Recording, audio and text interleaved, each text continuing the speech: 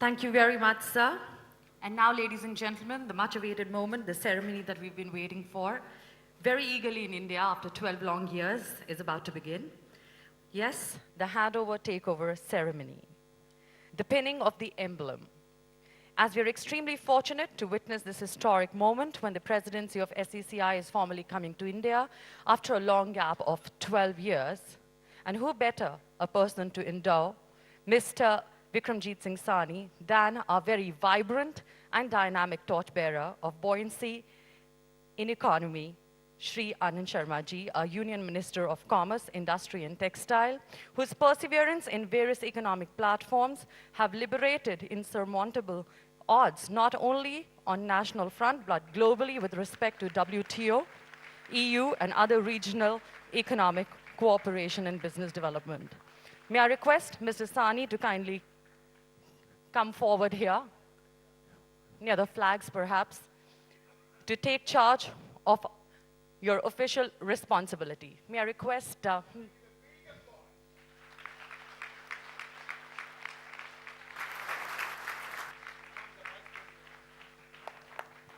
Sahni, may I request you to come forward and the Honorable Minister kindly to come forward to do the pinning up. That's later. Okay, no problem. Sure. May I request all the former vice presidents and the leaders of the delegation to kindly come forward for the formal handing over of the flag, please.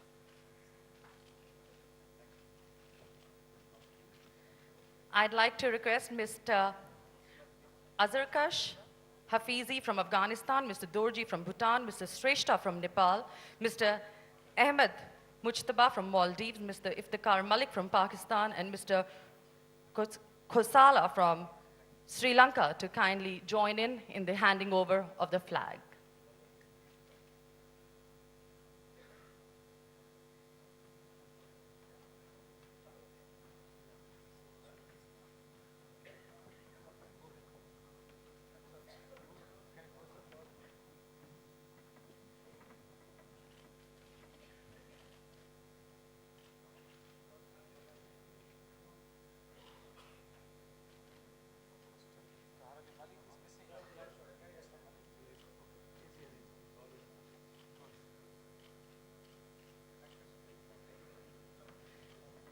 Thank you very much, gentlemen. It sure was a very exuberant, impromptu, very enthusiastic handover of the flag ceremony. Shows how unanimous the decision has been to have India on board for presidency.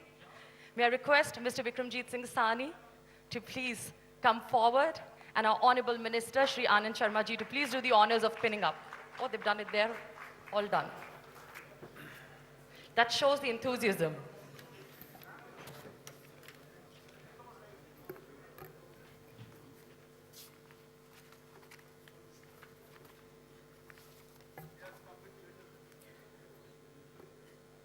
Mr. Anand Sharma, the Honorable Commerce Minister, Industry and Textile Minister, Government of India, Mr. Ranjan Mathai, the Foreign Secretary, Government of India, Mr. Anisul Haq, the immediate past president of SAARC CCI, former president and founder president SAARC CCI, Mr. Herzog, regional director FNST, Mr. Iftikhar Malik, Mr. Pradeep Shrestha, Mr. Thinle Dorji, Mr. Ahmed Mujtaba, Mr. Khosala, all vice presidents, Mr. Jamil Magoon, outgoing and newly elected office bearers, executive committee and general assembly members of SAARC CCI, the office bearers of SAARC Women Entrepreneur Council, the office bearers of SAARC Youth Forum, business leaders from the SAARC countries, excellencies, distinguished participants, ladies and gentlemen.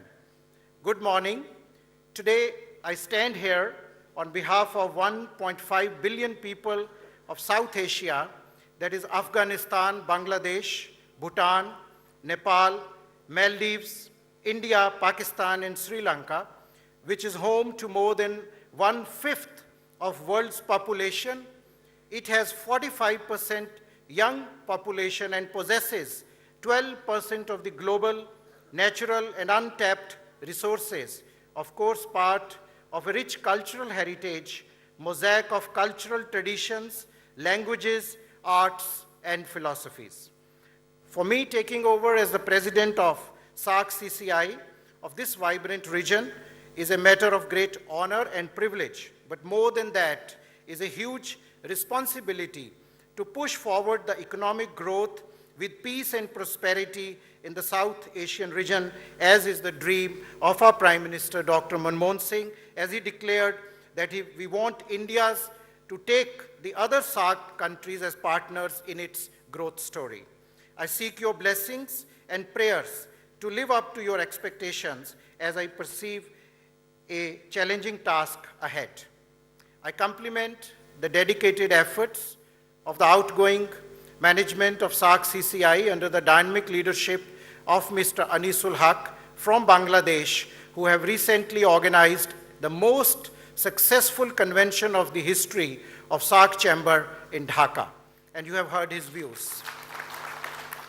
Ladies and gentlemen, please allow me to thank our very own vibrant, dynamic, and charismatic Commerce Minister Shri Anand Sharma ji and His Excellency, Her Excellency Secretary General of SAARC, who could not be here due to pressing engagements, and Secretary Foreign Affairs of India, Mr. Ranjan Mathai, for making this occasion as very auspicious with their benign presence. Sir, your presence here today amongst us is reflective of your keen interest in the affairs of SAARC and a great boost for the business community of South Asia and private sector of the region. Excellencies, ladies and gentlemen, as you are aware, the SAARC has recently completed 26 years of its formation. Although the main objective of creation of SAARC was to promote the welfare of the people of South Asia as a whole and improvement of the quality of their lives, however, it is a fact that the political issues and development constraints have kept us little away from our destination, South Asia. We have to go a long way to achieve these ignoble desires. Every member country of SAARC have its unique characteristics in terms of purchasing power parity, India being the fourth largest economy of the world after US, China, and Japan, Pakistan being hub of textiles, Bangladesh being center of garment industry, and having natural resources like gas, Nepal, Maldives, and Sri Lanka, Bhutan are the emerging destination of tourists from all over the world, of course with large untapped hydropower. It is, however, unfortunate that the world development indicators present a very bleak picture of the region on the global economic front. That contribution of South Asia in the global GDP is less than 2%, and its share in exports is only about 1.5%. This is in this backdrop that heads of South Asian nations in the 17th SAARC summit concluded in Maldives on 11th November have urged upon the need for promoting SAARC globally as destination South Asia.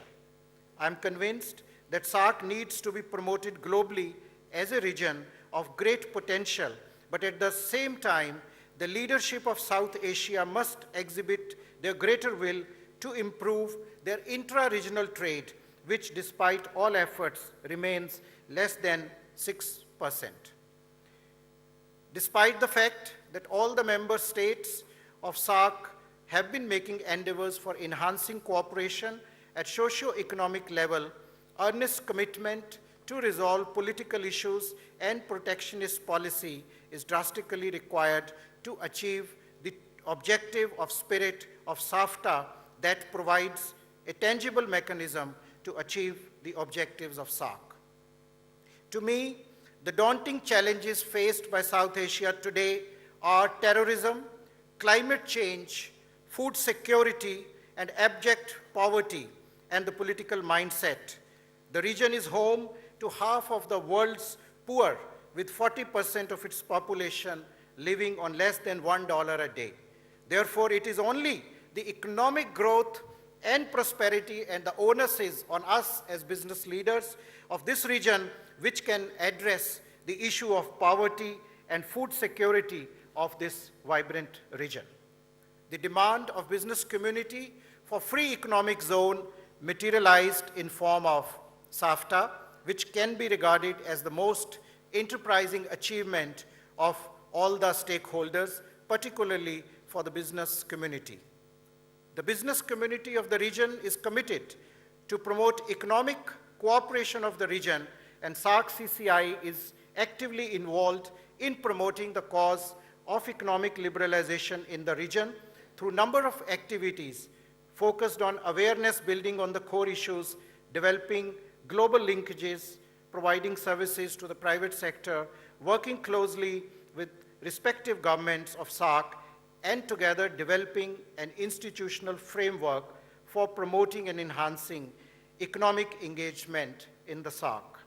We have involved our women entrepreneurs and youth in our activities through formation of Young Entrepreneurial Forum and strengthening Women Entrepreneur Council under the umbrella of SAARC-CCI. Particularly, the involvement of youth in economic affairs will ensure the brighter future for South Asia.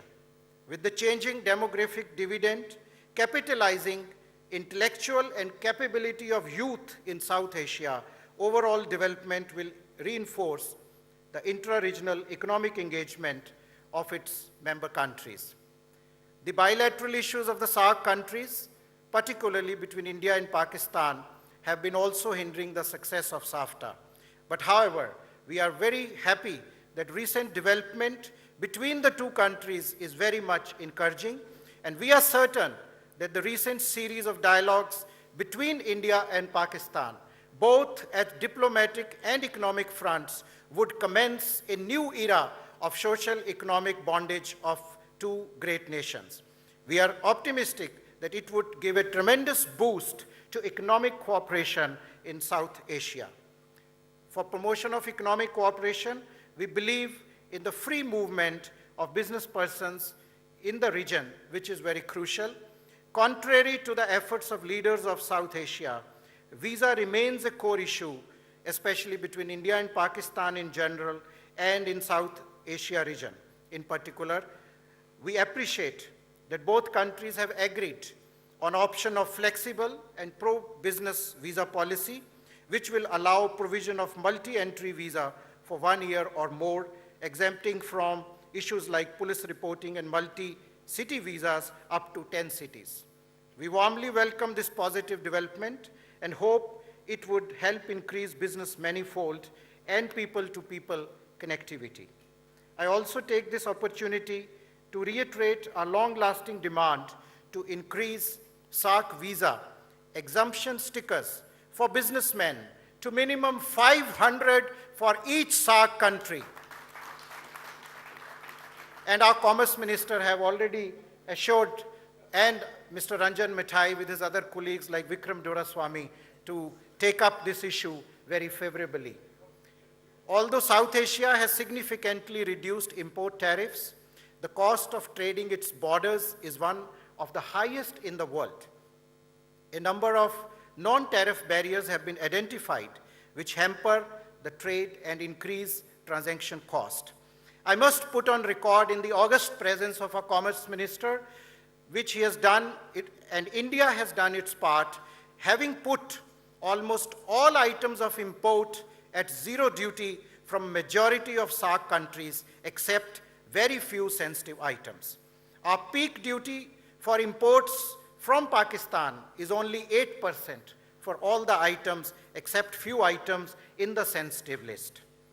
And SAARC-CCI welcomes the decision of Pakistan government to grant MFN status in principle to India, and we do hope that the forthcoming visit of a 100-member top CEOs of India delegation under the leadership of our dynamic and charismatic Commerce Minister, Mr. Anand Sharma, in mid-February will pave way for the further economic engagement.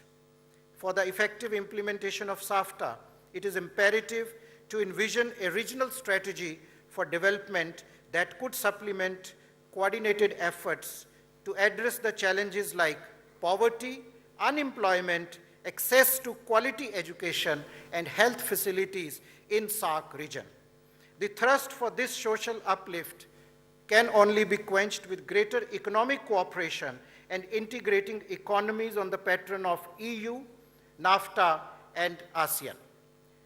Before concluding, I would like to emphasize that outside the intergovernmental sphere, the increasing contacts and interactions between the people of our region are an important aspect of the SAARC process and must receive the encouragement of the governments for people-to-people connectivity. I am of the opinion that interactions between our people, the businessmen, professionals, teachers, academics, journalists, and NGOs will play a vital role in strengthening our ties, which in turn strengthen the SAARC process. The fundamental point is to improve the connectivity, whether it is people, whether it is airlines, because we know how difficult it is to travel to this region, whether it is communication, the mobile telephones, whether it is banks and financial institutions, and therefore, we as SAARC CCI, we will fully support during my tenure the SAARC Regional Railways Agreement, and we want the early start of container train service between Bangladesh, India, and Nepal, together with the Indian Ocean cargo and passenger ferry services. We will support and envisage among our business leaders the energy cooperation under the aegis of FICCI to cap the vast potential of hydropower, especially in countries of Nepal and Bhutan, and to create the SAARC power grid so that no country in SAARC is deprived of power.